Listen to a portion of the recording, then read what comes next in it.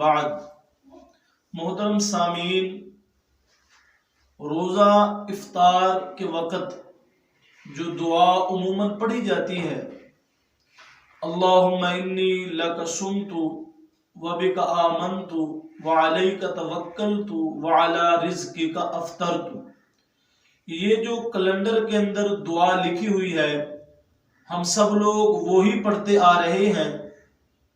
اس دعا کے اندر بعض الفاظ حدیث رسول اللہ سے اور سنت سے ثابت نہیں ہیں۔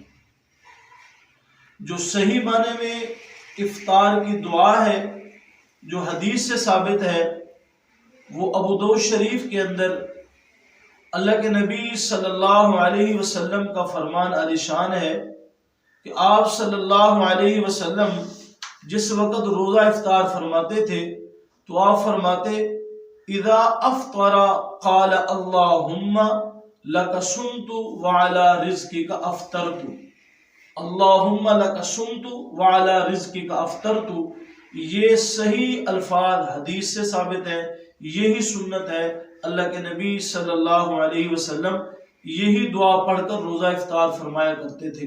اور جو وہ کیلنڈر کے اندر دعا لکھی ہوئی ہے اس کے بعد الفاظ حدیث سے ثابت نہیں ہے۔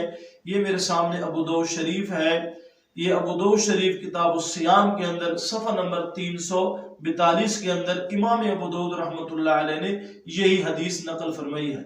اور ملا علی قاری رحمۃ اللہ علیہ کی یہ مرقات شرح مشکات ہے، جلد نمبر اس کی 4 ہے۔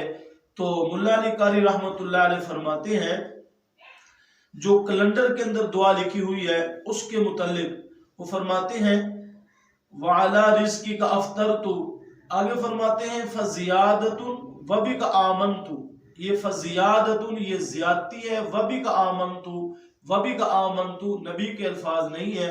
آگے ملا علی قاری فرماتے ہیں لا اصل لہا، اس کی کوئی اصل نہیں ہے۔ اور دوسرا لفظ وَقَذَا زِيَادَةٌ وَعَلَيْكَ تَوَكَّلْتُ، اور جو دوسرا لفظ کیلنڈر میں لکھا ہوا ہے وَعَلَيْكَ تَوَكَّلْتُ، یہ بھی ملا علی قاری رحمۃ اللہ علیہ فرماتے ہیں یہ بھی زیادتی ہے۔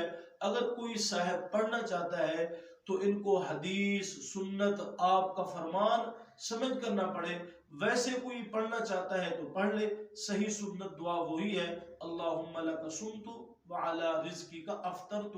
ملا علی قاری نے اس کی تردید فرمائی ہے، جو دعا کیلنڈر میں لکھی ہوئی ہے اس کے بعد الفاظ حدیث رسول اللہ سے ثابت نہیں ہے۔